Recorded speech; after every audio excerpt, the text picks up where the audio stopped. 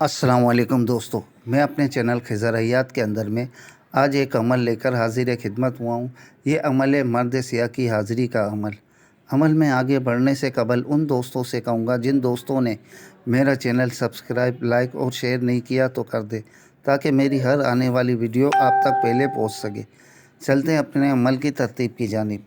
इस अमल की तरतीब इस तरह से है कि इस अमल का कुछ मखसूस बखूर है। वो ये है कि मुरमक्खी, हींग और मुसब्बर, ये किसी भी अच्छे पंसार स्टोर से आप तीनों चीज़ें ख़रीद लें। जब ख़रीदने के बाद उसे आप तीनों को बारीक पीस कर उसकी गोलियां बना लें। अब गोलियां बनाने के बाद आप उसे स्याह में खुश्क कर दें और अपने पास महफूज रख दें। अब आप जिस कमरे में अमल करना है वो कमरा पाक व साफ़ हो और उस कमरे में दूसरा कोई शख्स आता जाता ना हो। दौरान अमल ये 11 दिन का अमल है, 11 दिन तक, क्योंकि ये नहायत ही जलाली किस्म का अमल है, मगर वो जलाली नहीं है जिससे इंसान को खौफ आना चाहिए, यानी कि बहुत तेज़ असर है। ये अमल आप 11 दिन तक मुसलसल करना है। जो आगे अमल आएगा वो मैं आपको पढ़ के एक बार सुना दूंगा। इस अमल के अंदर में ना किसी किस्म की परहेज़ है और ना किसी किस्म का डर व खौफ है। ये अमल नहायत ही मुजरिब और आसान तर अमल है, क्योंकि सिर्फ़ इसके अंदर एक ही चीज़ की परहेज़ है, वो है बड़े का गोश्त। जिस कमरे में आप अमल कर रहे हो, सबसे पहले तो आप वहाँ पे दाखिल होने के बाद पाक साफ कपड़े पहनकर सरफ़ उम्मार कर लें। सरफ़ उम्मार करने के बाद आप रुजावल गैब को पुश्त देकर बैठ जाएं और आप अपना हिसार कर लें। आप हिसार आयतल कुर्सी का कर लें। 11 बार आयतल कुर्सी पढ़कर शहादत की उंगली पर दम करके उसके दायरे वाला इशार कर ले। फिर आप दायरे के अंदर ही बैठकर 11 बार आयतल कुर्सी पढ़कर अपने दोनों हाथ पर दम करें और पूरे जिस्म पर वो हाथ फेर दें, ताकि आपका बदनी इशार भी हो जाए। मगर यहाँ पर एक बात मैं आपको कह दूँ कि इशार से पहले आप अपनी यानी कि कोयले वगैरह और बखूर वगैरह आपके हिसार के अंदर ही हो, ताकि आप पढ़ते वक्त दौरान बखूर आप हिसार के अंदर में बखूर रोशन करते रहें।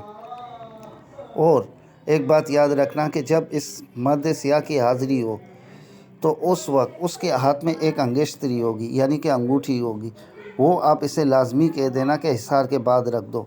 और दूसरी बात ये भी मैं कह दूँ कि जब भी आप कोई भी किस्म का किसी भी किस्म का सिफरी, अलवी या नूरी आप हाज़िरी का अमल करो तो दौरान अमल एक बात लाजमी याद रखना कि शर्त और उन मानना जो आप उसको निभा सको। और दूसरी बात कि जब भी आप किसी चीज़ की हाज़िरी कर लो तो उसे तरीक़ेकार पूछ लेना कि मैं तुम्हें किस तरह से बुलाऊं और तुम्हारा बुलाने का तरीका मुझे बता दो या कोई निशानी दे दो।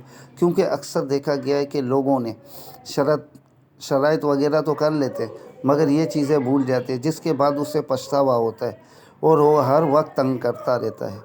तो मेरे भाई, इन चीज़ों का आप लाजमन ख्याल करें कि शराइत वगैरह करते वक्त आने और जाने का तरीका भी इससे पूछ लिया करें, वरना वो आपके लिए सर का दर्द बन जाते हैं। हर वक्त वो खड़े रह के यही कहते हैं कि बस मुझे काम दो काम दो।